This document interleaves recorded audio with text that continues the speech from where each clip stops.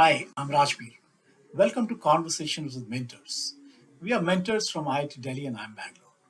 I4 Mentors Foundation. We are a not for profit.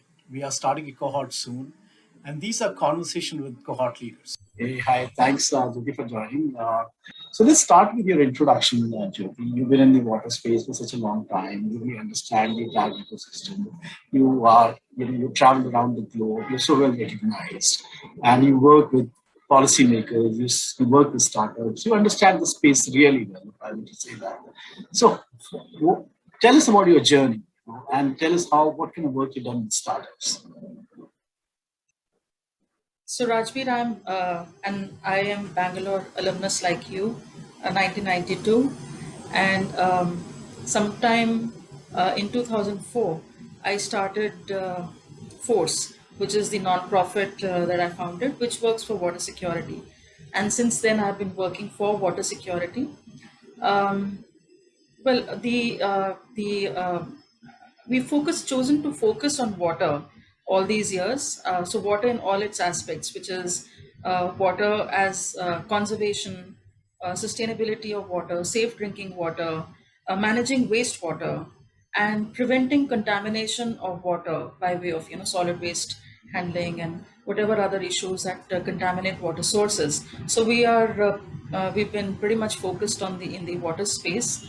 The journey, I mean, journey's been very interesting and all the more enriched by my past experience in marketing and advertising and what I learned as an MBA, which is actually quite contrary to what most people think, that a non-profit space would have nothing to do with management learning and with business management. But I would say a non-profit is as much of a startup as is any other startup.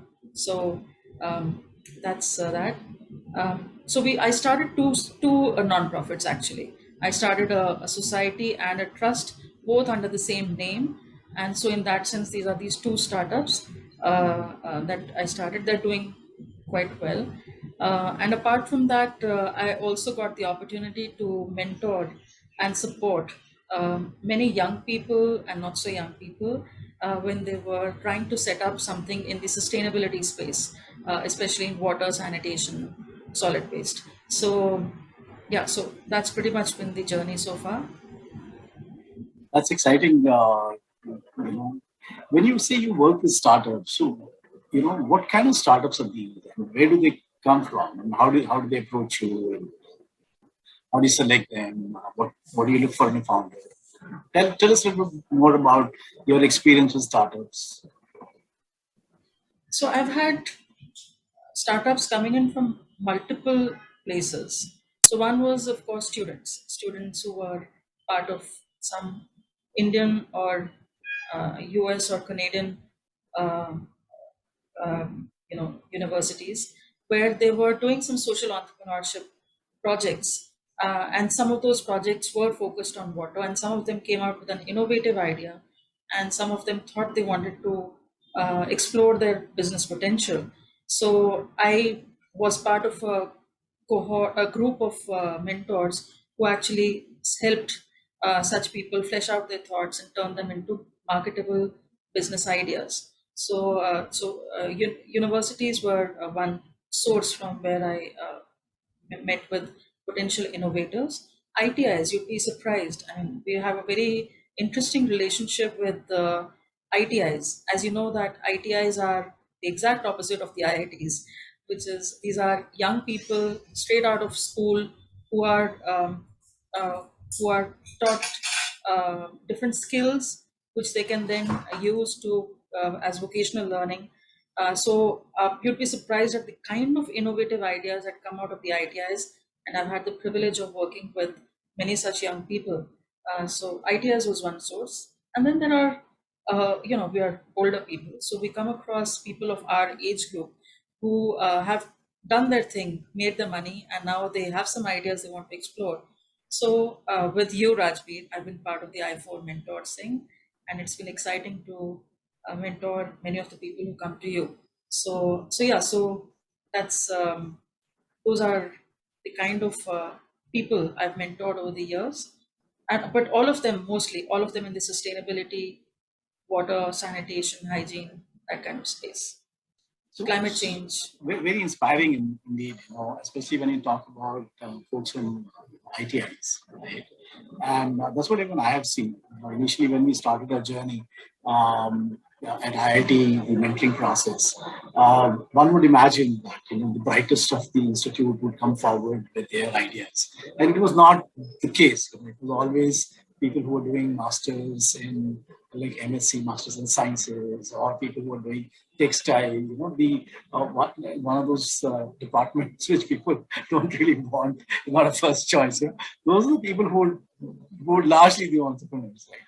And people who are doing computer science or electronics, those are the guys who probably never had time for all this. So, and I've seen very inspiring startups from tier two towns. It's really fascinating, and those are the people who really need mentoring and support. So great, thank you so much for being there for these people. So let's, can you just walk us through the journey of any specific startup that you worked with? How do you typically take them? Because I know you're a very hands-on person. You're not somebody who will just give some advice and say, okay, here you go, and you kind of handhold them. So tell us a little bit more about one of the examples that you really enjoyed. Um, yeah, well, so one, if I take one example, so there was making safe drinking water available to the poorest of the poor is a challenge that actually most developing countries, including India, face. If you ever go to a slum, you'll find that most people do not have access to taps in their houses.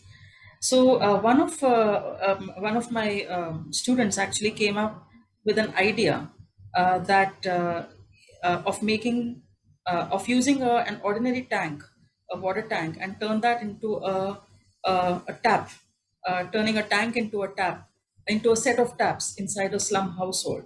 And so it just came out as a vague idea, but now this was an American student who did not really, the entire, uh, my co mentors actually all rejected the idea because they could not see the potential in it. But I, because of the kind of background that I came from, I actually saw tremendous potential in it. So if you ask me what the steps were, the first step is to recognize a good idea and to tell them that maybe this idea does not fit in the space that you're wanting it to fit in, but there are other spaces available for it. So maybe that's one contribution that I feel that we as mentors can give. So that's what I typically do when I find an idea and I feel it has potential. I also marry it with the space in which it is likely to find the biggest markets. And once that is done, then I think the next step would be to align that product idea with the market realities of that. And for that, that innovator has to have an immersive experience of that space. So in this case, what it meant was that those young people who had no idea of the space that I was talking about, I literally had to ask them to come over here, be in a slum, see how people use water, see where that product could be used. And so they actually experienced it all for themselves. We also did some surveys to help them get some numbers, which would help them identify exactly the kind of things people were looking for. So it was a mix of, so that's the second hand holding. Align it with the, so that was the second part of the journey. And then beyond that, it was, the science of it all, how to make a product which was in the price range that would be affordable, and so all that R&D they did um, within And you their personally own. visited with them to the various locations Yes, and yes. helped So them in yeah, I mean, prototyping. And, yeah. So, yeah. So, in the sense that we were already working in those slums, and it was easy for me to facilitate that learning. And then beyond that, when the prototype was being made, if there was testing to be done, we could help them with that. And then the next was turning that prototype into a marketable product. In which case, what we did was we linked them up with a manufacturer of water tanks who was interested in manufacturing this too as an add-on to his line. of Oh, tanks that he was manufacturing. And then they went into his design um, system, and they literally redid the entire designing, because the reality of designing for in the real space is very different from designing in a laboratory. And so the mentorship included giving them that understanding. And so and then of course the rest of it, how to make a business yeah. plan, how to Yeah, I know that's linking them standard up with stuff. potential buyers. Yeah. No, so coming back to the you talked about the real world out there, right? Now, how do you make them profitable? Because one of the things which people are really concerned about when you're doing something which is in the social impact space. Now, water is a space which has wide usage. It's a huge economy, right? So I'm sure there are profitable opportunities as well. You're not just doing it to help people, but this can also be a good business. So do you see those opportunities there? Do you think this could be profitable for startups? So, this is one thing. Could you ask this question, Rajbi? Because this is important. I run a nonprofit, but one of my big learnings over the years has been that sustainability actually comes through business. When something becomes a win-win for both the buyers and the beneficiaries and the givers, that's when it starts to become sustainable. Till then, it's just charity.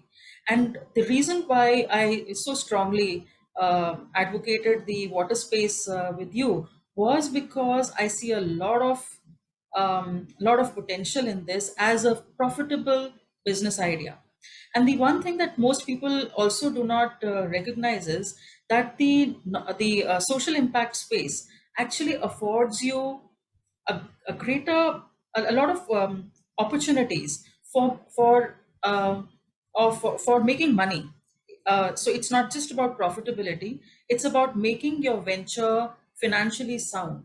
And you do that because the social impact space also allows you the hybrid opportunity, which means that you can not just make money by selling your product like you would sell clothes or footwear or anything, but also that you can raise funds for yourself through donors who would give you no questions asked money to so you don't have to show a profit on that.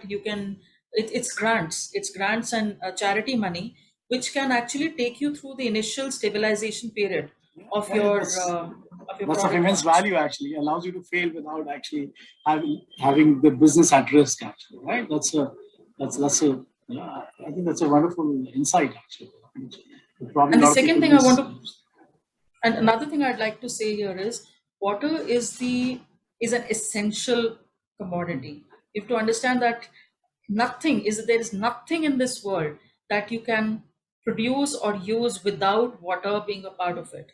And the supply of water is a constant. It is the fresh water supply in the world has been constant from the time the world was made. So it's a finite resource, fixed in quantity, with the utility which is increasing over time. And so there is a price that will be paid, if not by the beneficiary themselves, then by those people who want to make sure that the beneficiaries are sort of benefited. So it could be governments, it could be corporates. So there are buyers waiting for the right kind of products. So, what does it take to succeed in that space that you are in? I mean, it's something which probably is like a black box to most of us. If you could kind of tell us a bit Social more. impacts. So I would say the social impact space is really no different from any other startup space. For a regular startup, passion for that idea is a prerequisite. That's the first thing you look for. You're putting your money on the person and not just the idea. So here also, passion is very much a very critical ingredient. But then passion is not enough. Like they say, hope is not a plan. So unless there is a plan which can convert a great idea, a great amount of feeling into an actionable set of activities or a product which can take that idea to people, it really will not serve the purpose. So to that extent, when I look for people that I would want to put effort into supporting, I definitely look for passion for the cause, I look for a real understanding of the issue, and that doesn't necessarily mean, it doesn't mean that I have to be living in a slum to really understand the problems a slum dweller has, but I need to have some experiential understanding by way of my work with them, by way of my study with them. But I need to have a good understanding of the problem I'm about to solve. So that is another thing that I definitely look for, especially in social impact space, because there the beneficiary is central to what you're doing, and the risks of something going wrong can be very high in the sense of creating social problems. And so therefore understanding your beneficiary and that market is very important. And then of course I look for rationality. Now, it always comes as a big surprise when I tell this to somebody, but I feel that this is very important for people in the social impact space to understand that merely feeling for an idea is not enough. It's even more important to stay rational so that the end goal always drives your vision, and you're not swayed by immediate issues that you see and therefore stop working towards that end goal. So planning it out right is very, very important. So yeah, pretty much what you would look for in any other startup. I like the word rationality. This is fascinating, actually. Good, very interesting, fascinating. But the one of the things you keep referring to is social impact space. But water, you also said, is something which is finite and the usage is immense. So I'm sure there are a large number of opportunities out there, which is not just at the bottom of the pyramid, but across the entire population and even in industrial usage. What kind of opportunities that you see, whether they are technology led or business model kind of opportunities? What kind of opportunities do you see out there? So when there are, so like I said, water is the biggest problem the world faces today. Like I said earlier, there's nothing you can do without water. So, and like you very rightly said, there are opportunities across the space. When I say social impact, I do not mean bottom of the pyramid, and that's one myth that I want to dispel right now. That social impact does not have to mean bottom of the pyramid. That's just a beneficiary set. But you could also actually be doing social impact by actually aligning with governments to enable them to supply drinking water to the to unserved populations. So in the water space, there are big opportunities in recycling, wastewater recycling, because that's where the multiplier effect actually kicks in. If you have a finite quantity of a resource, then the best way of increasing that quantity is actually by using the same quantity again and again. So a multiplier effect, and recycling actually does that. And increasingly, governments and corporates and individuals as well are all looking at that space for solutions across scale. Then sustainability. Climate change is just disrupting. The biggest impact that climate change will actually have on human beings is through its impact on water. And so, being able to manage the water resources in a way that it makes us climate change proof is a huge opportunity area across. The Netherlands is sinking. The is sinking. We have Bombay, which is likely to be under sea. Parts of it are going to be under the sea soon enough. As coastline starts to disappear underwater, and those are the places where a lot of our food crops are grown. Rice is grown in areas. So potentially, even being able to work with saline water is a space that nobody even thinks about.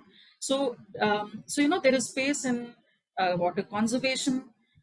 In India now, 23 states have already made it mandatory for all buildings above 100 square meters, or above a certain size, to do rainwater harvesting. Now that by itself is billions of millions of households who need a rainwater harvesting solution. That's a business by itself, right? So in the water conservation space, in water recycling, within industries, households, governments, you need solutions, distribution, how to make sure that equitable water and safe drinking water, safe water, free of pathogens, free of contaminants, is available to the poorest of the poor, and the richest of the rich in a way that satisfies everybody's need. And that as water resources dwindle, that becomes a bigger and bigger challenge.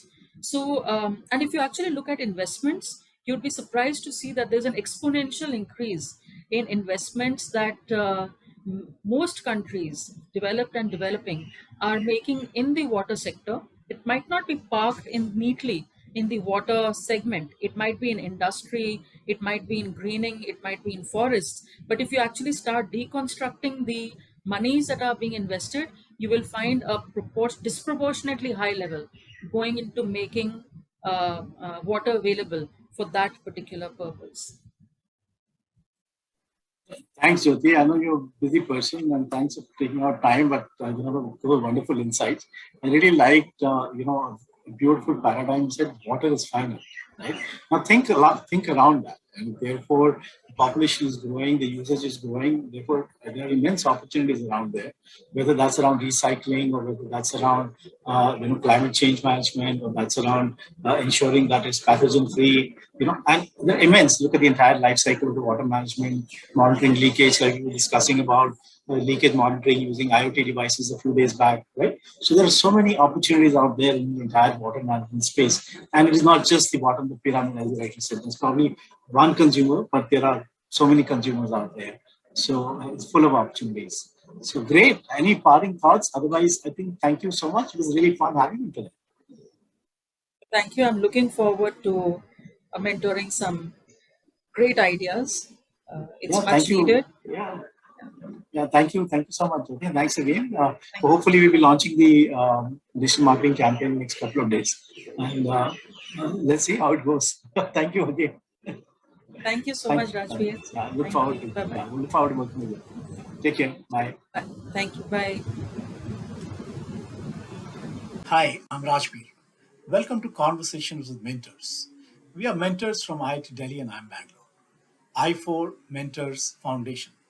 We are a not for profit. We are starting a cohort soon, and these are conversations with cohort leaders.